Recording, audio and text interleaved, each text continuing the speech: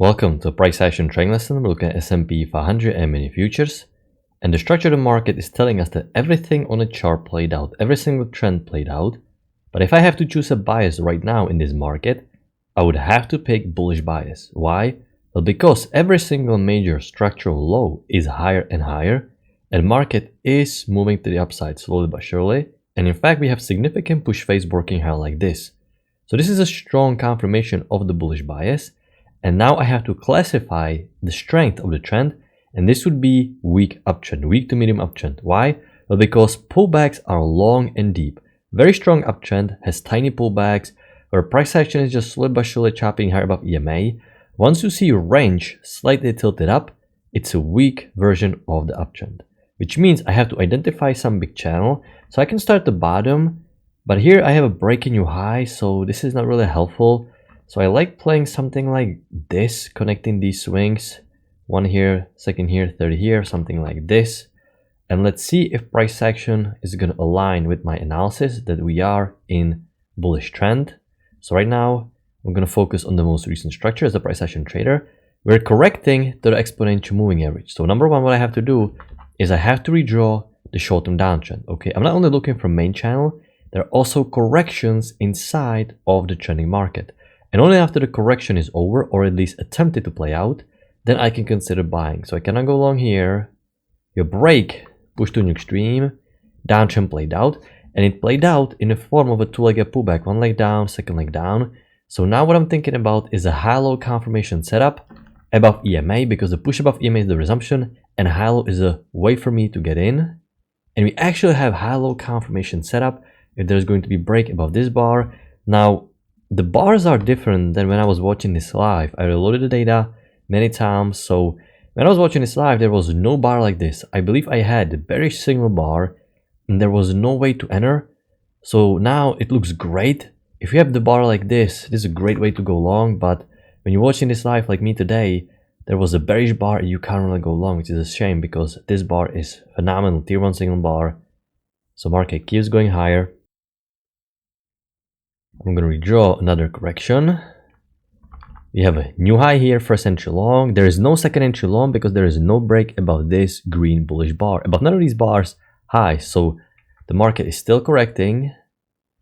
Okay, we're correcting. I'm going to redraw a wider downtrend, something like this, because the correction is too structured.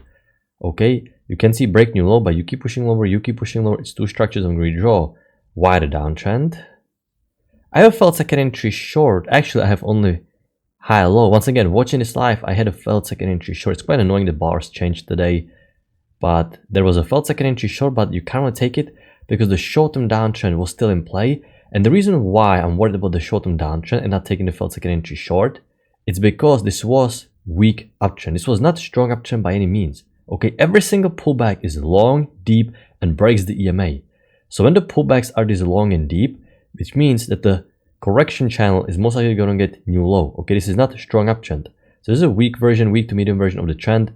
So I'm not going to go long prematurely. I'm going to wait for a new low, and then I'm going to try to buy after we push above EMA like this. So another break, another new low, one leg down, second leg down.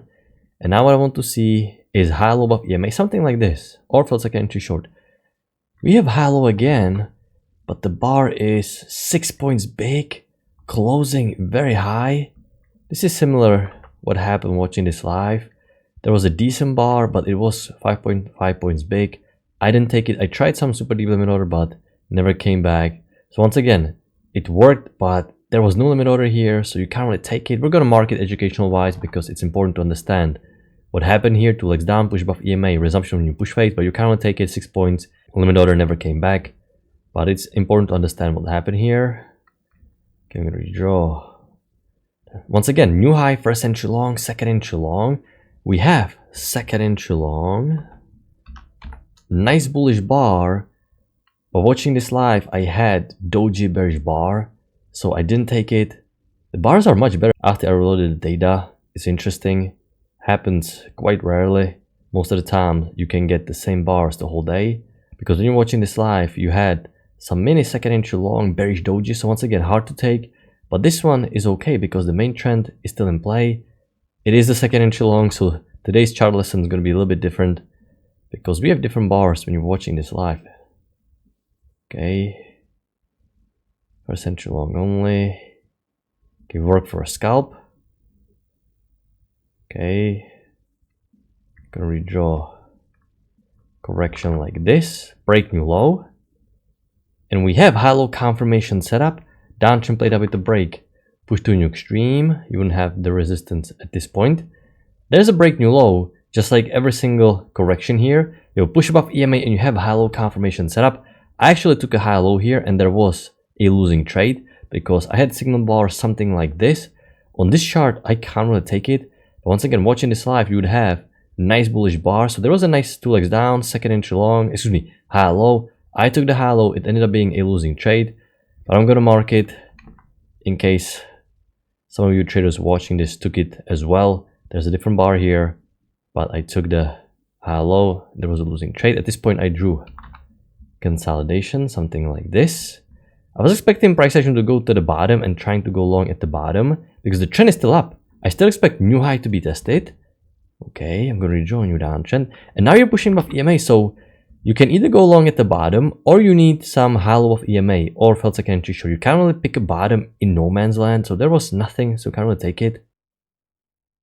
And you have pushed to a new high, so uptrend played out. Your main channel played out, but you can't really pick a top because remember, just because uptrend plays out, that doesn't mean you can short. You would need at minimum some reversal pattern, failed second entry long, so I can't go short here. I'm gonna watch price action, how it behaves. And I have to ask myself, what is the next market cycle? Is it acting like reversal? It's not. Is it acting like consolidation? It's not. In fact, it's acting like some trend continuation.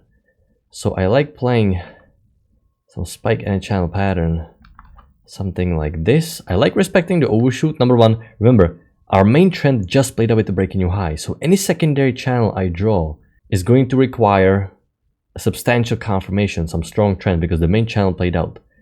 So I have new high and I have potential overshoot. So I have a second entry long. Actually, I have mini fail breakout, double trap. I cannot take it. I cannot take it because we have overshoot, push to new high, and I have a short-term downtrend in place. So I need some high-low confirmation. Okay, you actually have high-low here. Once again, different bars. I would actually like this bar watching this live. Fortunately, when I'm watching this live today, there was some horrible congestion, no trade. It ended up pushing lower. And then you have the high-low. Actually, you have a failed second entry short. Wow, the bars are completely different after I reloaded my data. So I'm gonna mark this more aggressive because you're going sideways quite a lot. And then you have failed second entry short. And you have high-low. Wow, the bars are very different. I had only high-low that was an inside bar that didn't trigger. So there was no way to go long on a high-low. But on here, we have a failed second entry short. And we have sketchy high-low here, just because the signal bar is a little bit weaker. Market keeps working higher. So now I'm going to widen the channel because the structure just keeps going higher. So what I'm going to do is widen it like this. Keep this swing right here. I have signs of trend continuation. Something like this. I'm going to redraw the downtrend working lower. You have inside bar. You cannot go long on an inside bar here. Okay, we're still mainly below EMA, so I can't really go long below EMA. Okay, nothing much happening. Watching this live, you would have high-low confirmation setup and you can actually go long, but there is no high-low now. I remember this high-low after I came back from my break. There was a nice high-low here, triple bottom, downtrend played out, push above EMA. There was a high-low that I would mark green, but now the data is really different today, so there is no high-low at this point. We have a trend range because we're going sideways price action, new high, first entry long, pullback, second entry long. You can basically reset the count here because it looks like mini move here, mini second entry long, new high, first entry long, second entry long. Reset the count again, second entry long, fail breakout, second entry long, fail breakout. Most breakouts will fail out of trend ranges. Second entry long and a fail breakout. And now the market will just chop towards the close. So this is the overall structure for today. The bars were very different when you're watching this live. When you're watching this live, there are not that many trades.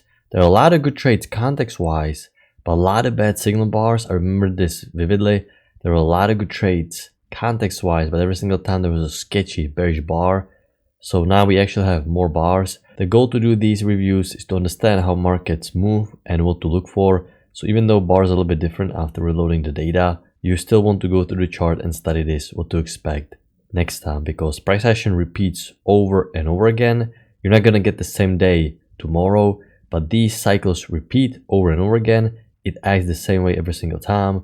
So you want to understand how it behaves, what to expect, so you know next time when you see similar structure, you can act on it. I'm going to wrap it up. I hope you had a good trading day. I'm going to talk to you next time. Good luck in your trading.